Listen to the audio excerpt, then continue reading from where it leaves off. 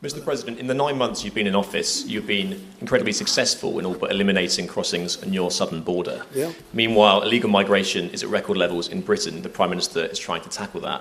What advice would you give to the man standing next to you on trying to stop illegal migration in Britain? And Prime Minister, if I can just ask, the President is all about drill, baby, drill in terms of trying to secure American energy and cut bills for Americans. Meanwhile, you are turning Britain's back on oil and gas in favour of renewable energies, such as wind turbines. Why do you think that you are right and he is wrong? So we had millions of people flowing in, totally unchecked, totally unvetted from the Biden administration. 25 million, in my opinion, that would be about 25 million. They came from prisons, they came from mental institutions, they were gang members, they were drug dealers.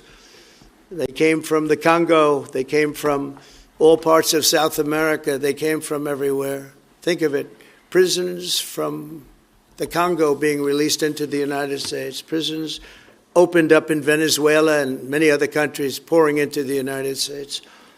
And I couldn't believe it. One of the reasons I decided to run. I decided to run because I don't want to be controversial. But you see what's happened, and you see all the information that's come out. We won in 2020 big, and I said, let's run, we got to run, because I saw what was happening. And the worst thing that I saw was all of these people. You know, we've already solved inflation. We've solved prices. Oil is way down. Energy is way down in the United States.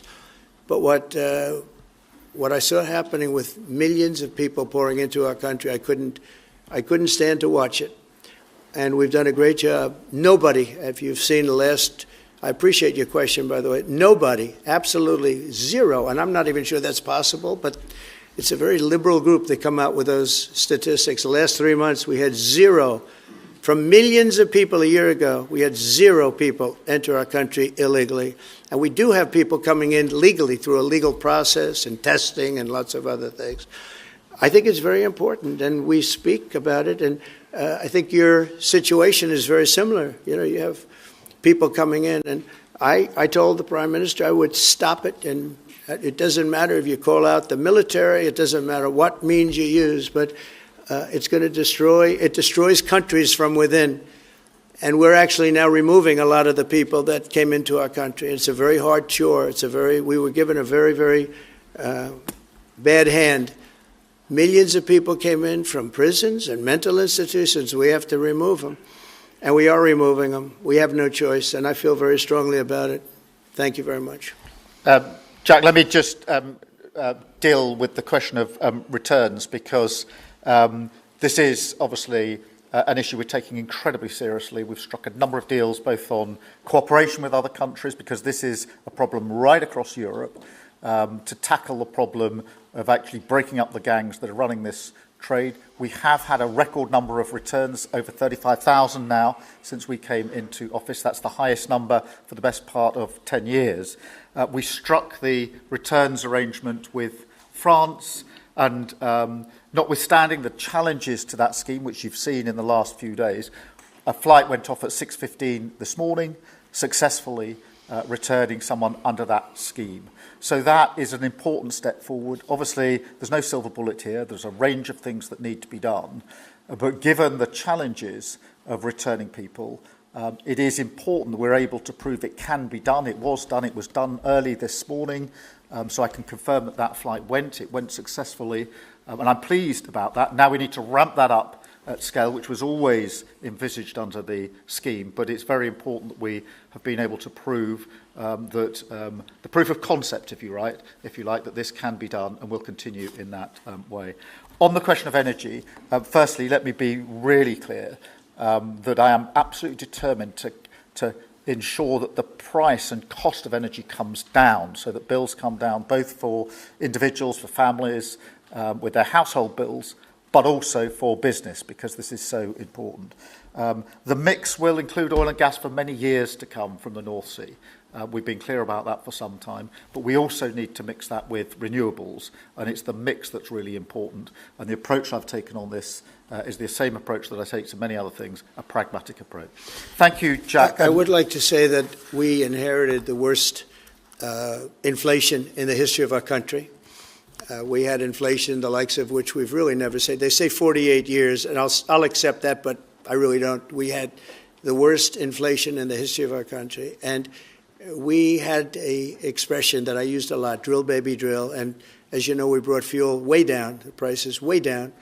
And we don't do wind because wind is a disaster. It's a very expensive joke, frankly.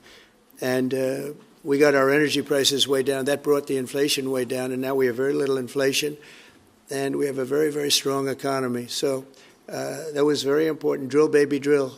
And you have a great asset here, and we spoke about it. It's called the North Sea. The North Sea oil is phenomenal, and I hope, because I love this country, you know. My mother was born in Scotland, and the Hebrides, Stornoway, that's Syria, Scotland. We were talking about it. And I want this country to do well. And you have great assets that you're going to start using, I believe, under this Prime Minister. Thank you. And I've got Matthew from The Economist. Matthew. Thank you, Prime Minister. Mr. President, you say that President Putin has let you down. Have negotiations run out of road, and what are your next steps to compel an end to this war? Well, he has let me down. I mean, he's killing many people, and he's losing more people than he's killing. Yeah. I mean, frankly, the Russian soldiers are being killed at a higher rate than the Ukrainian soldiers. But, yeah, he said, let me down. I don't like to see. It's death. You know, it doesn't affect the United States. We have, other than unless you end up in a world war over this thing, you could. This was a thing that would have never happened had I been president. If I were president, it would have never happened. And it didn't happen for 4 years. Most people agree it didn't happen, nor was it close to happening. And I spoke to President Putin about Ukraine. It was the apple of his eye. I've said that many times. It was. But he would have never done what he did, except that he didn't respect the leadership of the United States. They just went through the Afghanistan total disaster for no reason whatsoever. We're going to leave Afghanistan, but we're going to leave it with strength and dignity. And we're going to keep Bagram, the big air base, one of the biggest air bases in the world. We gave it to them for nothing. We're trying to get it back, by the way. Okay, that could be a little breaking news. We're trying to get it back because they need things from us. We want that base back. But one of the reasons we want the base is, as you know, it's an hour away from where China makes its nuclear weapons. So a lot of things are happening, but I am very disappointed in the fact that that one's not settled. To think that we settled Azerbaijan and Albania as an example, it was going on for years. It was never going to be settled. If you remember, the Prime Minister and the presidents, they were there for many years. They said, when they were in my office, we settled.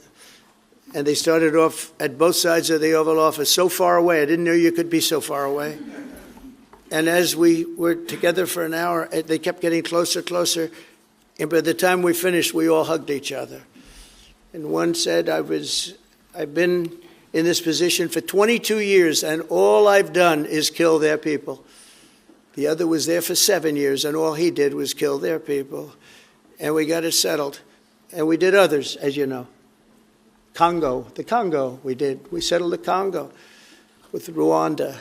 That was going on, and that was a machete war. That was a gruesome war.